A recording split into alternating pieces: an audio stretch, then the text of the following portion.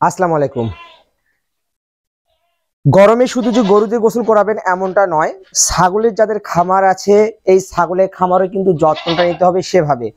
কারণ আমি যে দেখতে পাচ্ছেন আমার কিন্তু ছাগল আরো বাইরে আছে, আমি সবগুলো এখানে জায়গা আটে না গরু থাকে, আমি বাইরে ওই দিক রাখি ছাগলদের, তাই এখানে গোসল করাই যেন ছাগলের জায়গাটা শুকনা থাকে। আমি কিন্তু সবগুলো ছাগলকে গোসল করাই দিছি।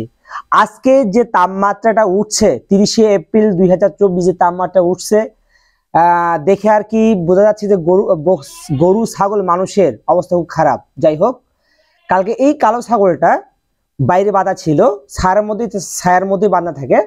তো কি হয়েছে, হুট করে নিয়ে আসলাম, আসার পর দেখলাম যে বাঁধতেছি সেখানে এরকম এরকম উল্টি পড়তেছে। তখন বুঝলাম যে না, তার হিট স্ট্রোক আসতে পারে, সঙ্গে সঙ্গে গোসল করাই দিয়েছি, ঠিক হয়ে গেছে।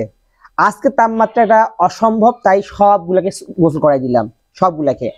এখন পানি খাওয়াবো। পানি খাওয়ার প্রসেস হচ্ছে, আমি ভাতে মার দিই, তার সাথে একটু দানাদার খাবার দিই, আর হচ্ছে ভুসি দিই, এসব দিয়ে মিশ্রণ দিয়ে খাওয়াবো। আর এই ছাগলটার বয়স মাত্র এখন 8 মাস।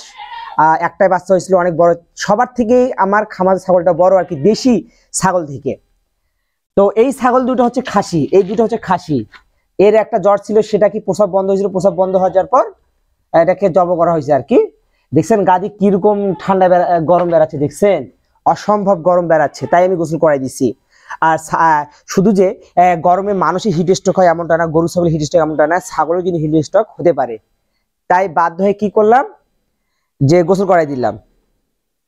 তো এখন সবচেয়ে বড় কথা হচ্ছে যে ছাগলদের কিন্তু প্রতিদিন গোসল করার দরকার নাই ভিউয়ার্স। 5 দিন পর একদিন খুব তাপমাত্রা যখন তখন করেন। ছাগলের প্রতিদিন গোসল করলে হয়তো ছাগলের জ্বর হতে পারে বা অন্য সর্দি লাগতে পারে, এই বিষয়গুলো মাথায় রাখবেন। আর যারা ছাগলের খামার করেন অবশ্যই এসব বিষয় মাথায় রাখবেন, হিট স্ট্রোকের। তাদেরকে পর্যাপ্ত পরিমাণে কিন্তু ঠান্ডা পানি খাওয়াতে হবে, আর এরকম গরম আসলে গোসল করাই দিবেন, জাস্ট এটুকুই। আর এর সময় সবচেয়ে ভালো হয় যে স্যালাইন পাওয়া যায়, গরু ছাগলের জন্য স্যালাইন পাওয়া যায়, দামও বেশি নেই, 100-110 টাকার মতো 1 কেজি। সেটা পানির সাথে মিশিয়ে দিয়ে খাওয়াবেন, স্যালাইন খাওয়ালে অনেক উপকার হবে। জাস্ট এটুকু করবেন গরমের সময়, তাহলেই হবে। আল্লাহ হাফেজ।